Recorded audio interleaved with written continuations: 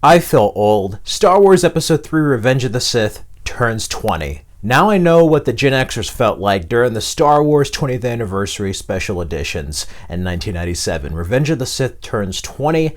I was in the 8th grade going on to high school, and I love Star Wars. I loved it back then. And I'm in that weird age group where I actually am a fan of the original trilogy and the prequels. I like them equally for different reasons.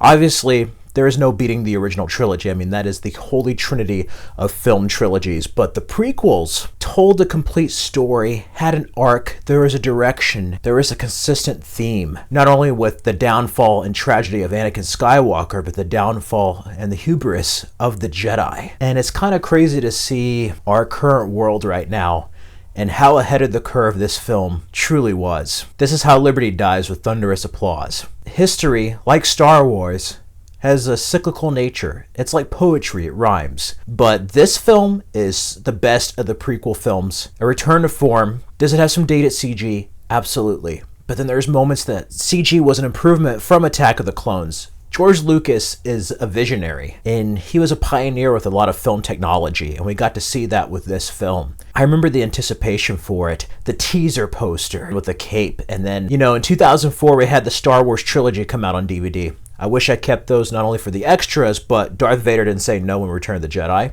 But I love seeing how Hayden Christensen was reinserted into the film, the changes it made with Vader. And on that feature, I remember the behind the scenes of Darth Vader. You also got Star Wars Battlefront and Battlefront 2 coming out, having a story with the 501st. The Clone Wars micro series. I love the 2D Clone Wars. The 3D one had a life of its own, but I grew up with the 2D one. And anticipation for this film.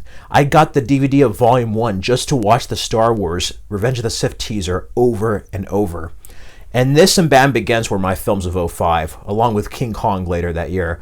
2005 was a pretty abysmal year for film. It was one of the worst, but this was a highlight in such an abysmal year. The video game, I remember renting from Hollywood Video to play it and see cutscenes from the movie before, as well as alternate scenes. And I was excited. I got the soundtrack at Walmart, had Battle of the Heroes, and my father, brother, and I went to see this at the theater. I remember hearing kids go on opening night. And listen, it's before they had the early screenings like they do now. You had to go to midnight. You had to go to a midnight screening if you wanted to see a film before Friday. I guess it was on Friday, but it was a Thursday night. And man, this was just an incredible movie watching an opening weekend. The emotions, the first 30 minutes or so still kind of have the flavor of Phantom Menace and Attack of the Clones with them getting General Grievous.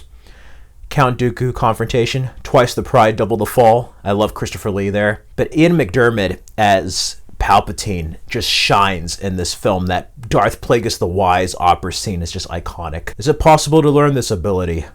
Not from a Jedi. You felt sorry for Anakin Skywalker. The relationship with him and Padme was so tragic. I remember the Burger King toys. Their anticipation for this was high, but not only was it the end of the prequels, at the time it was the culmination of Star Wars, the George Lucas Star Wars, and it basically was going full circle. But I love the story. Seeing Anakin's downfall, Mace Windu Emperor fight. I am the Senate. The moment Mace Windu gets killed is the moment where it takes a dark turn. And I remember also, before all this, 60 Minutes, the year before, interviewed George Lucas, and it was a big deal that this was going to be the first PG-13 Star Wars film.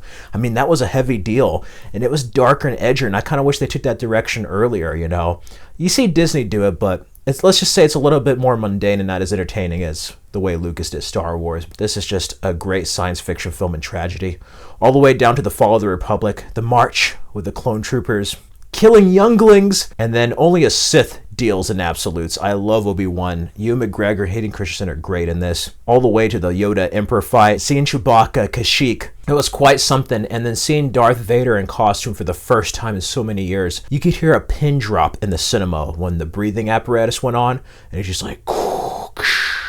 And I always said since Attack of the Clones it should end on Tatooine with the two sons, and that ending is the most beautiful, bittersweet ending of Uncle Owen and Aunt Beru having Luke Skywalker and looking onto the twin sons. That is pure cinema. It's just incredible and the best of the prequels. And I remember getting it on DVD in the fall, and then later upgraded to Blu-ray. And this film still holds up. They just re-released it in the cinemas for its 20th anniversary. There is a level of not only history that it was based on with the Roman Empire and Vietnam War in this film, but also there is a level of mythology.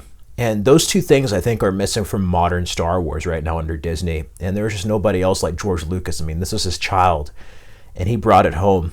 He was not originally supposed to direct all 3 films, but he did. And I have to say, he pushed technology and digital forward. This was just quite something, and I have loved the film ever since. I watch it almost every May the 4th, just about. And I can't believe it's 20 years old, but it's nice to see Hayden Christensen finally receive some love. He didn't deserve that hate. He was a good actor. You could tell blue screen was like fresh to him, because if you see his films like Shattered Glass and his other dramatic performances, he's a great actor, and he got to shine in this film. I think he was better as Anakin in this film than he was in Attack of the Clones. And it's just wonderful seeing the birth of Luke and Leia and everything come full circle for the Star Wars saga. Anyway, those are just my memories of the film.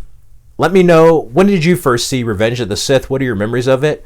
And yeah, share your Revenge of the Sith Star Wars love down in the comments below. Stay safe and healthy, everyone. May the Force be with you, always.